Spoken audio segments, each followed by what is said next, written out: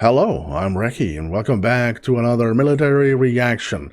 And of course, we're going to check out US military news. And to my knowledge, we have checked out the 30mm machine gun. It's called the M230 LF. And of course, that was on US military news before. And again, I was suggested by someone that really wanted me to check out the M270 MLRS rockets. So we're gonna do that. And of course, that is on US military news. If you haven't checked out US military news before, you find the link for the video we're gonna watch, and of course the channel right down there in the description. Go there and give them the support that they so much deserve. If you do enjoy the content you currently watch, don't forget to smack the crap out of the like button. And of course, if you're new to the channel, don't forget to hit that subscribe. If there's anything else you want me to check out, the comment section. Don't use links, just copy paste the name of the video and I will do the same. Links gets blocked. Thank you. Before we watch, thank you so much to the channel members and the patrons. Thank you so much for the excellent support. And of course, a shout out to the Supreme Tier donators over by Patreon and on channel membership. Thank you so much. Personal shout outs to the ultimate supporters: Deja, Walt, Dwayne, Dana, Troy, Robert, Matt, Lon, and Barbara. And if you haven't checked out Recky and Carol channel, I should be able to have it somewhere up here for you. We try USA. Check it out. Now, rockets. Rockets.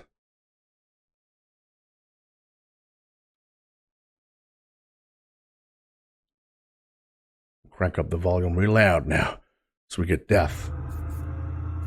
Death. This is America's M270 rocket launcher.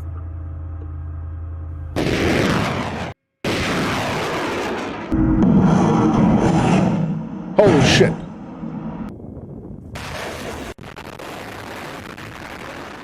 Rocket. Wait a minute. This is America's M270 rocket launcher. Okay, so MLRS means Multiple Launch Rocket System. M270.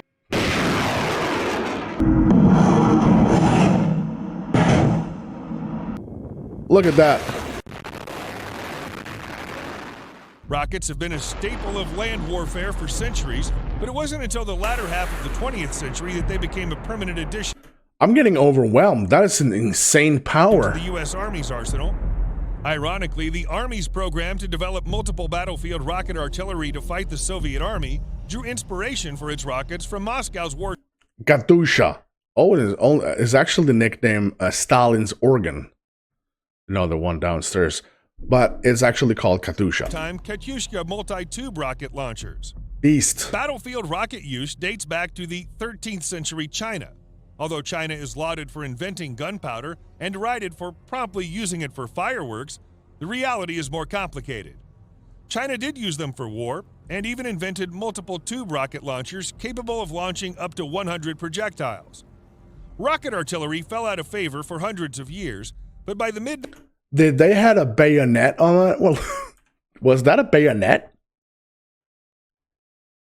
Look at that. They actually fixed bayonets on the frickin' rocket. For hundreds of years, but by the mid-1930s, the Soviet Army had started to field the first modern rocket artillery units. Unlike traditional gun artillery, which used a powder charge to propel a shell through a gun tube, an artillery rocket uses a continuously burning rocket motor to travel. What the hell are they bombing the planet? The target. The upside is that instead of a single gun tube, several tubes can be clustered together and ripple-fired mere seconds apart. As a result, rocket artillery has a faster rate of fire than tube artillery. I'm sorry. I know I'm doing this a lot, but look at this shit. Look at this. Continuously burning look at this. Rocket motor to travel to target. The upside is that instead of a single gun tube, several tubes can be clustered together and ripple-fired mere seconds apart. As a result, rocket artillery has a faster rate of fire than tube artillery, although reloading takes longer. The Soviet Union relied on rocket artillery extensively during World War II, massing large numbers of truck-mounted multiple rocket launchers, such as the BM-13 and BM-8, to provide massed fires. Katyusha. Rocket artillery was extremely easy to manufacture, a critical issue when Soviet manufacturing was struggling to keep up with the war. A BM-1316 was simply a collection of bracketed steel tubes mounted on a truck, often a Lend-Lease Studebaker, and the resulting vehicle could hurl 16 11-pound high-explosive warheads at a distance of 7.3 miles. What Soviet rocket units lacked in accuracy, they made up with in the ability to saturate a target area, and the scream of a BM-13 launcher releasing a salvo of rockets was unearthly.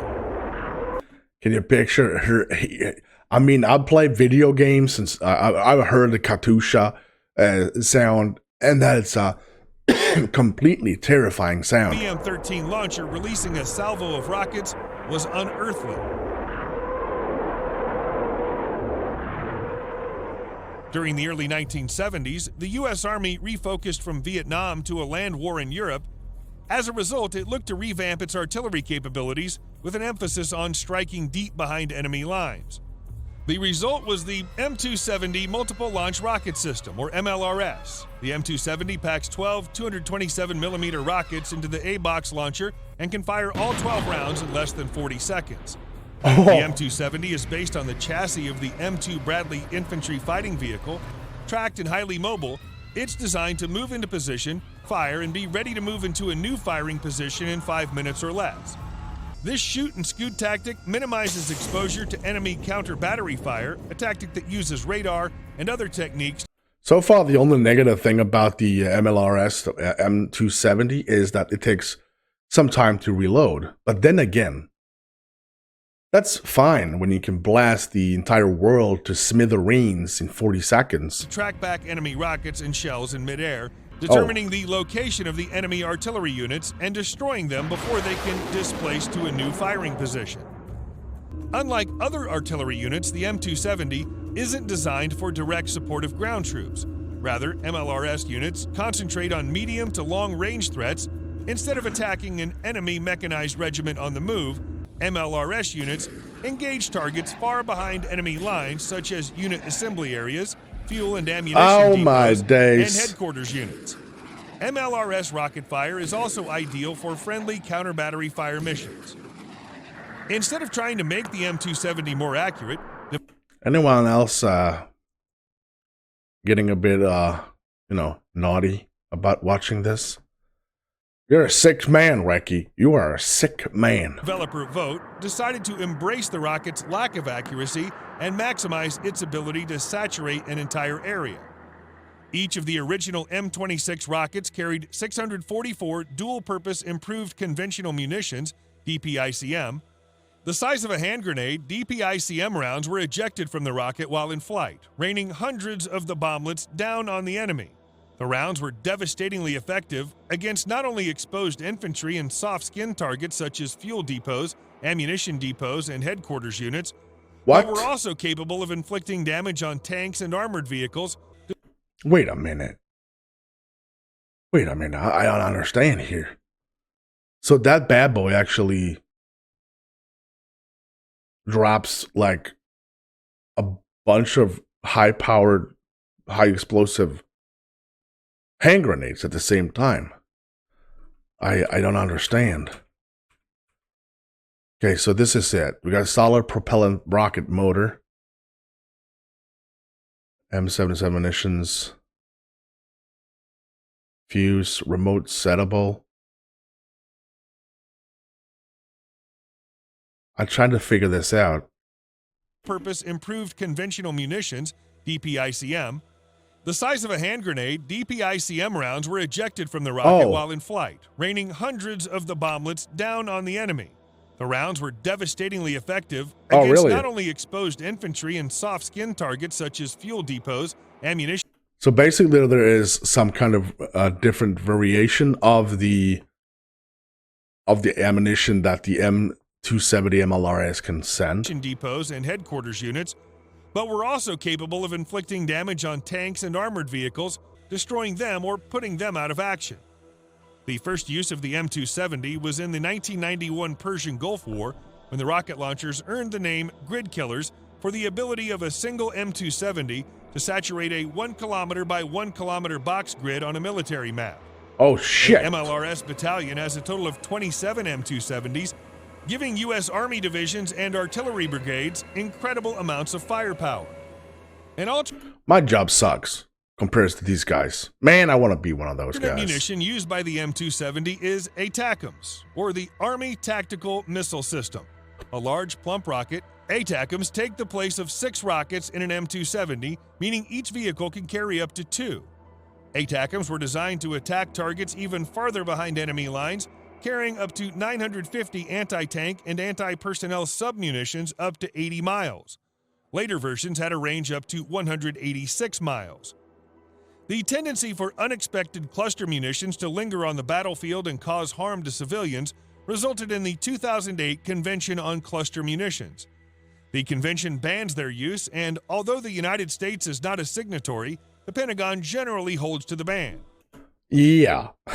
The carpet bombing has been banned, but it's only banned for those who actually sign the contract. I will never use carpet bombing.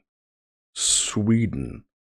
I do know that America has not signed this contract, unless they done it recently. As a result, MLRS and ATACMS rockets that carry DPICM have been retired or are being updated to a single unitary high-explosive warhead. The M270 was so effective that a lighter, more mobile version, the High Mobility Artillery Rocket System, HIMARS, was created. HIMARS packs 6 rockets or a single ATACMS on a 5-ton truck. HIMARS has seen action in Afghanistan against the Taliban and ISIS fighters. The system's usefulness against high-end threats has also seen it deployed to the Philippines opposite China and Eastern Europe opposite Russia. This is one freaking vehicle that can do this. It's like a freaking rocket going to space. Look at that. The shift back to big power warfare once again puts the focus on rocket artillery. As the U.S. Army reorients back towards fighting conventional armies again, massed fires will be back in vogue. ATACMS rockets are even getting the ability to engage moving ships at sea. New, improved rockets with GPS guidance can now destroy point targets. While rocket artillery likely won't replace gun artillery anytime soon, the versatility and now accuracy that rockets offer will make them critical capabilities for decades to come.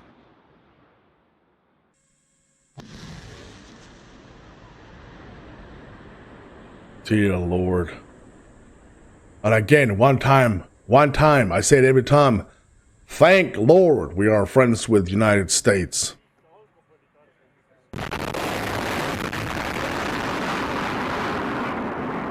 Awesome footage.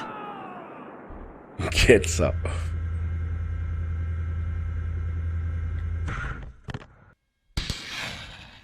So they're actually sitting inside the car once they actually shoot that, which makes completely sense. I will never get used to this view. I will never get used to this. Look at that shit.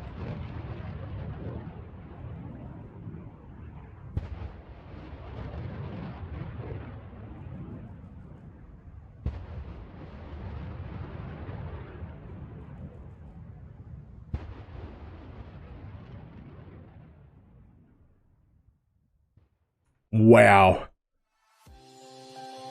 Complete beast. This is America's M270 MLRS, and I am loving every second of that. That was completely amazing. I loved that. I did my time in service. I was an artilleryman with a howitzer. But Sweden don't do that. I'll fire one shot. Well, that's basically it. And it was not even a live shot. I was a loader, by the way. So, but that is completely insane. The view we got from, I think it was like 1 minute and 14 seconds in, they were lined up and there was like 5 or 6 of them just pouring out, and they can actually do, what was 16 in 40 seconds? Or something like that. I mean, come on. I'm so overwhelmed here. Let me know what you think about this insane artillery. I'm going to call it artillery. It's rockets. And they will kick the crap out of whoever is in the way. God bless America, and thank you for being friendly. If you did enjoy, don't forget to smack a like, and of course hit that subscribe. I would greatly appreciate that. Until next time, I'm Recky. You stay safe.